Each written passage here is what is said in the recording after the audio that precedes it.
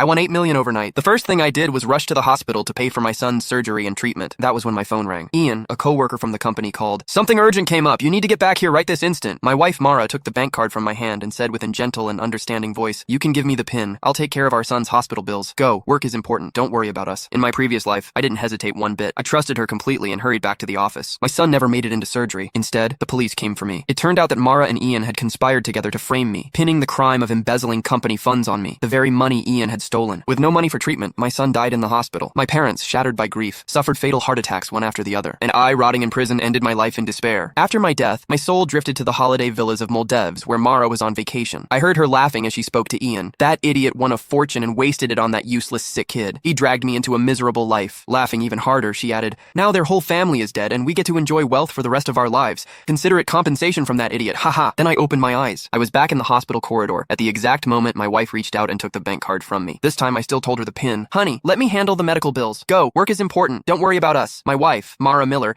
held the bank card with $8 million inside tightly. She might have sounded gentle and understanding, but her eyes were gleaming with triumph and excitement. In my previous life, I had trusted her completely. I did not expect her to take the money needed to save our son, Jaden Lowe, to conspire with my colleague, Ian Staffer, and frame me for embezzling company funds. I was then sentenced to 10 years in jail, and Jaden died in the hospital, receiving no treatment. Even my parents died of heart attacks one after the other. Their bodies were left on the streets with no one to help. When I was given another chance at life, hatred was raging in me. I wanted to tear that vicious woman into pieces with my bare hands. However, that would only land me in jail once more. It was not worth it. I was going to use a different way to make Mara and Ian pay the price. I gripped her wrist tightly and said with a strong hint, thank you for dealing with the hospital. This is the money needed to save Jaden. Don't wire it to the wrong account. After all, in the previous life, Mara did not wire the money to the hospital's bank account, but instead to Ian's other account. Mara's eyes had a pang of uneasiness in them. She said shiftily, don't worry, I won't be that careless. I replied with a smile. All right then. I turned around and my smile instantly vanished. Exiting the hospital, I sneered and called the police. Hi, I would like to report a financial crime. 2 minutes ago, I was scammed out of $8 million.